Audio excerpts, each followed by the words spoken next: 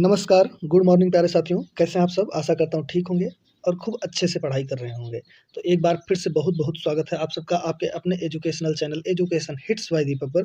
अगर मित्रों वीडियो अच्छी लगे तो लाइक, कमेंट, शेयर करें तथा चैनल को सब्सक्राइब करें और बेल आइकन को प्रेस करना ना भूलें। और आप सबसे गुजारिश है मित्रों कि आपके जो भाई-बंधु, मित्र जो कॉम्पिटिटिव एग्ज़ाम्स की तैयारी कर रहे हो या एसएससी, जीडी या हेड कांस्टेबल, सीआईएसएफ का जिनका भी एग्ज़ाम्स हो, उनके पास ये वीडियो ज़रूर से ज़रूर शेयर करें ताकि उन्हें भी लाभ मिल सके।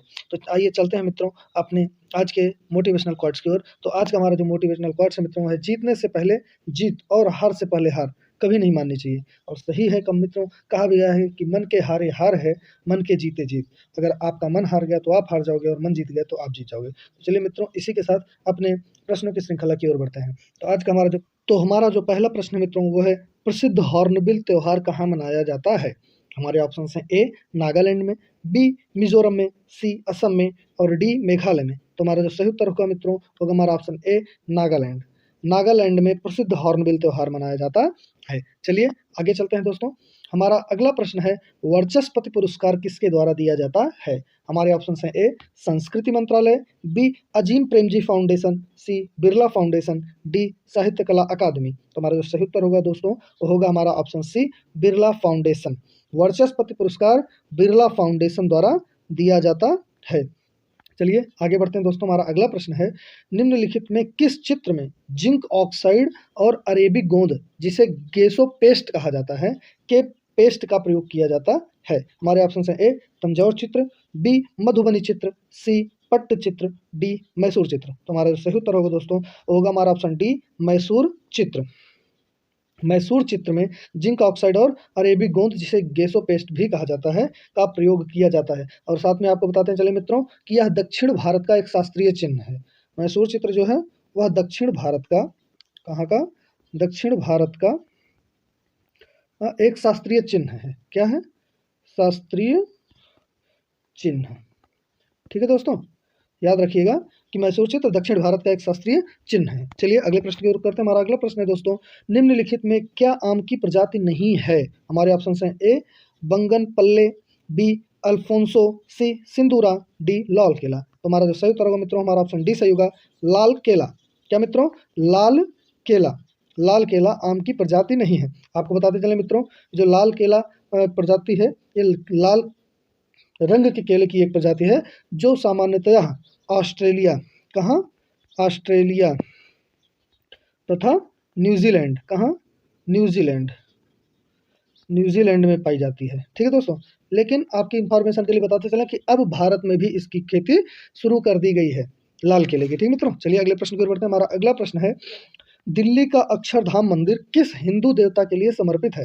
हमारे ऑप्शन हैं ए स्वामी नारायण मंदिर, बी क्षमा कीजिएगा हमारे ऑप्शन हैं ए स्वामी नारायण, बी कृष्ण, सी शिव, डी इनमें से कोई नहीं। तो हमारा जो सही उत्तर होगा मित्रों हमारा ऑप्शन ए स्वामी नारायण। दिल्ली का अक्षरधाम मंदिर स्वामी नारायण हिंदू देवता के लिए समर्पित है, यानी कि नारायण के लिए समर्पित है। आपको साथ साथ इसके बारे में बताते चलते हैं मित्रों कि स्वामी नारायण मंदिर जो है यानी कि अक्षरधाम मंदिर वह विश्व का सबसे बड़ा व्यापक हिंदू मंदिर है। क्या? विश्व का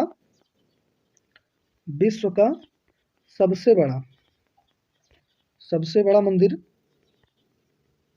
हिंदू मंदिर। ठीक है मित्रों, हिंदू मंदिर, नहीं तो मंदिर तो उनमें भी मतलब पारसियों में होते हैं। सबसे बड़ा हिंदू मंदिर है। ठीक है मित्रों, और इसे आपको बताते चले कि स्वामी नारायण मंदिर को जो है 6 नवंबर, कब?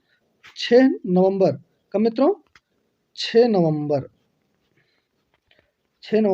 2005 को आम जनता के लिए खोला गया था। ठीक है मित्रों, पहली बार आम जनता के लिए इसे 6 नवंबर 2005 को खोला गया और यह विश्व का, ठीक है, विश्व का व्यापक हिंदू मंदिर है जो सबसे बड़ा है। ठीक है मित्रों, चलिए अगले प्रश्न की ओर बढ़ते हैं। हमारा अगला प्रश्न है राजगीर महोत्सव किस प्रदेश में मनाया जाता है? हमारे ऑप्शन है ए राजस्थान, बी बिहार, सी उत्तर प्रदेश, डी मध्य प्रदेश। तो हमारा जो सही उत्तर होगा मित्रों ये होगा हमारा ऑप्शन बी बिहार। राजगीर महोत्सव बिहार में मनाया जाता है। ठीक है मित्रों, और यह आपको बता दें कि यह गौतम बुद्ध और महावीर स्वामी से जुड़े होने के कारण दोनों धर्मों का तीर्थ है। ठीक, बिहार के पर्यटन विभाग द्वारा मनाया जाता है। किसके द्वारा? बिहार के पर्यटन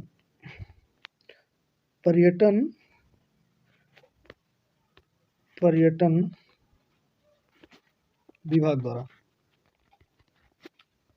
ठीक दोस्तों, चलिए अगले प्रश्न की ओर बढ़ते हैं। हमारा अगला प्रश्न है दोस्तों, टैगोर संस्कृति और सभ्यता केंद्र कहाँ स्थित है? हमारे ऑप्शन है ए शिमला, बी कोलकाता, सी भोपाल, डी मुंबई। तुम्हारा सही उत्तर होगा मित्रों हमारा ऑप्शन ए सही होगा शिमला। टैगोर संस्कृति और सभ्यता केंद्र शिमला में स्थित है। ठीक है मित्रों, आपको बताते चलते हैं कि इसकी जो स्थापना हुई थी मित्रों, जो उसका रीजन था वो था टैगोर जी को श्रद्धांजलि देने के लिए उनके 150वीं कब 150वीं जयंती पर, ठीक है, जयंती पर इसकी स्थापना India institute of advance study यानी कि IIAS द्वारा की गई थी। और इसकी स्थापना कब हुई थी मित्रों? IIAS की स्थापना जो बता रहे हैं मित्रों, इसकी स्थापना हुई थी 20 अक्टूबर 1965 को। ठीक मित्रों, चलिए अगले प्रश्न की ओर बढ़ते हैं। हमारा अगला प्रश्न है दोस्तों, महाभारत का फारसी में अनुवाद किसने कराया? हमारे ऑप्शन से ए अकबर, बी जहांगीर, सी शाहजहां, डी औरंगजेब। तो हमारा सही उत्तर होगा मित्रों हमारा ऑप्शन ए सही होगा। अकबर ने महाभारत को फारसी में अनुवाद कराया। और आपको बताते चलें कि यह फैजी और अबुल अल्फ नाम लिख दे रहे हैं कि अकबर के हुक्म पर दो फारसी लेखक जो थे, एक थे फैजी, ठीक है, और दूसरे थे अबुल अल फजल, अबुल अल फजल बदायूनी, इन दोनों ने महाभारत का फारसी में अनुवाद किया था। और बता दें मित्रों कि फारसी में अनुवाद करने के पश्चात जो महाभारत का नाम रखा गया था वो था रमजानामा। क्या मित्रों? रमजानामा। फारसी में महाभारत का क्या नाम है? रमजानामा। किसने फारसी में अनुवाद किया? फैजी और अबुल अल फजल बदायूनी ने। किसके कहने पर किया? अकबर के कहने पर। चलिए मित्रों अगले प्रश्न की ओर बढ़ते हैं। हमारा अगला प्रश्न है, बैसाखी का त्यौहार सिख धर्म की किस घटना को याद करने के लिए मनाया जाता है? हमारे ऑप्शन है ए अकाल तख्त की स्थापना, बी खालसा पंथ की स्थापना, सी गुरु ग्रंथ साहिब की सिख धर्म के गुरु के रूप में स्थापना, डी हरमंदिर साहिब की स्थापना। हमारे जो ऑप्शन हैं उसमें से सही होगा मित्रों जो होगा हमारा ऑप्शन बी सही होगा। खालसा पंथ की स्थापना, बैसाखी त्यौहार खालसा पंथ की स्थापना की घटना को याद करने के लिए मनाया जाता है। साथ में आपको बताते चले मित्रों कि जो खालसा पंथ की स्थापना थी उसको गुरु गोविंद सिंह ने, गुरु गोविंद सिंह जी ने की थी। और कब की थी मित्रों? 13 अप्रैल, कब? 13 अप्रैल सन 1699 में। कब मित्रों? 1699 में। अब आपको मित्रों बताना है कि गुरु गोविंद सिंह सिख के कैसवें गुरु थे, कमेंट करके बताइएगा। और आपको एक और महत्वपूर्ण जानकारी दे दें मित्रों कि यह क्यों और कब किया गया था इसकी स्थापना। यह मुगलों के अत्याचारों से मुकाबले के लिए तथा आनंदपुर में, कहाँ? आनंदपुर में इसकी स्थापना हुई थी। ठीक है मित्रों, चलिए आगे बढ़ते हैं अपने अगले प्रश्न की ओर। हमारा अगला प्रश्न है, वैदिक काल में किस यज्ञ में यज्ञ सामग्री में सुरा का प्रयोग किया जाता था? हमारे ऑप्शन है ए अग्निस्तोत्रम, बी राजसूय, सी सौत्रामणि, डी वाजपेय। तो हमारे जो सही उत्तर होगा मित्रों होगा हमारा ऑप्शन सी सौत्रामणि में वैदिक काल के यज्ञ में सामग्री में सुरा का प्रयोग किया जाता था। सुरा मतलब होता है मित्रों अल्कोहल यानी कि शराब। ठीक है, शराब, या इसको दारू बहुत कुछ बोला जाता है सामान्य भाषा में। ठीक है मित्रों, चलिए अगले प्रश्न की ओर बढ़ते हैं। हमारा अगला प्रश्न है, पाली भाषा में निगणठा नटपुत्र किसे कहा गया? हमारे ऑप्शन है ए गौतम बुद्ध, बी महावीर, सी ऋषभदेव, डी पार्श्वनाथ। तो हमारे जो सही उत्तर को मित्रों होगा हमारा ऑप्शन बी महावीर स्वामी को पाली भाषा में निगंठा नटपुत्र कहा गया है। ठीक है मित्रों, चलिए अगले प्रश्न की ओर बढ़ते हैं। हमारा अगला प्रश्न है, निम्नलिखित में से कौन से मंदिर में पंचायतन तरीके का सबसे पुराना उदाहरण है? हमारे जो ऑप्शन हैं वो हैं ए देवगढ़ का दशावतार मंदिर, बी पठारी का मंदिर, सी भुवनेश्वर का शत्रुघ्नेश्वर मंदिर, डी सिरपुर का लक्ष्मण मंदिर। तो हमारा जो सही उत्तर होगा मित्रों हमारा ऑप्शन ए सही होगा। देवगढ़ का दशावतार मंदिर पंचायतन तरीके से सबसे उदाहरण या नमूना है। और आपको बता दें मित्रों कि यह शैली जो है वो मंदिरों की वह शैली है जिसमें मुख्य मंदिर जो होता है वह अन्य 4 सहायक मंदिरों से घिरा होता है। सपोज दैट ये मुख्य हमारा मंदिर है तो यह एक मंदिर यहाँ होगा, एक मंदिर यहाँ होगा, एक मंदिर यहाँ होगा, एक मंदिर यहाँ होगा। इसे ही हम पंचायतन शैली कहते हैं। ठीक मित्रों, चलिए अगले प्रश्न की ओर बढ़ते हैं। हमारा अगला प्रश्न है, वेद समाज की स्थापना किसने की? हमारे जो ऑप्शन है मित्रों है हमारा option A Raja Ram Mohan Roy, B Swami Dayanand Saraswati, C Keshav Chandra Sen, D Swami Vivekananda. तुम्हारा जो सही उत्तर होगा मित्रों होगा हमारा ऑप्शन सी केशव चंद्र सेन ने वेद समाज की स्थापना की थी। और कब की थी मित्रों इसकी स्थापना? वो की थी 1864 में। कब? 1864 में और कहाँ? मद्रास में। ठीक मित्रों, वेद समाज की स्थापना केशव चंद्र सेन ने 1864 ईस्वी में मद्रास में की थी। ठीक मित्रों, चलिए अगले प्रश्न की ओर बढ़ते हैं। हमारा अगला प्रश्न है, भारत के अलावा तमिल भाषा कहाँ की आधिकारिक भाषा है? हमारे ऑप्शन हैं ए मॉरिशस और सिंगापुर, बी श्रीलंका और सिंगापुर, सी इंडोनेशिया और मलेशिया, डी श्रीलंका और मलेशिया। तो हमारा जो सही उत्तर होगा मित्रों, हमारा ऑप्शन बी सही होगा, श्रीलंका और सिंगापुर। क्या दोस्तों, श्रीलंका और सिंगापुर भारत के अलावा तमिल भाषा श्रीलंका और सिंगापुर की आधिकारिक भाषा है। आपको साथ साथ में बताते चले मित्रों कि जो मलेशिया है वहाँ की माइनॉरिटी भाषा भी है। मलेशिया की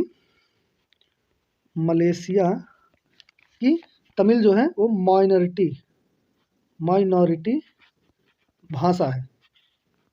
ठीक मित्रों, क्या? तमिल। चलिए अगले प्रश्न की ओर बढ़ते हैं। हमारा अगला प्रश्न है, भारतीय गायक और नर्तकियां सारक तारोनलारी फिल्म समारोह में पारंपरिक प्रतिभागी हैं जो हमें खाली स्थान दे दिया गया है में द्विपक्षीय रूप से आयोजित की जाती है। हमारे ऑप्शन है ए बुखारा, बी समरकंद, सी अस्ताना, डी बिस्केक। तो हमारा सही उत्तर होगा मित्रों, हमारा ऑप्शन बी सही होगा, समरकंद। भारतीय गायक और नर्तकियां सारक तारोनलारी फिल्म समारोह में पारंपरिक प्रतिभागी हैं जो समरकंद में द्विपक्षीय रूप से आयोजित की जाती है। चलिए अगले प्रश्न की ओर बढ़ते हैं दोस्तों।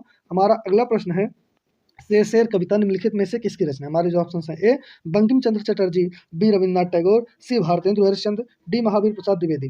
तुम्हारा जो सही उत्तर होगा मित्रों होगा हमारा ऑप्शन बी रविन्द्रनाथ टैगोर।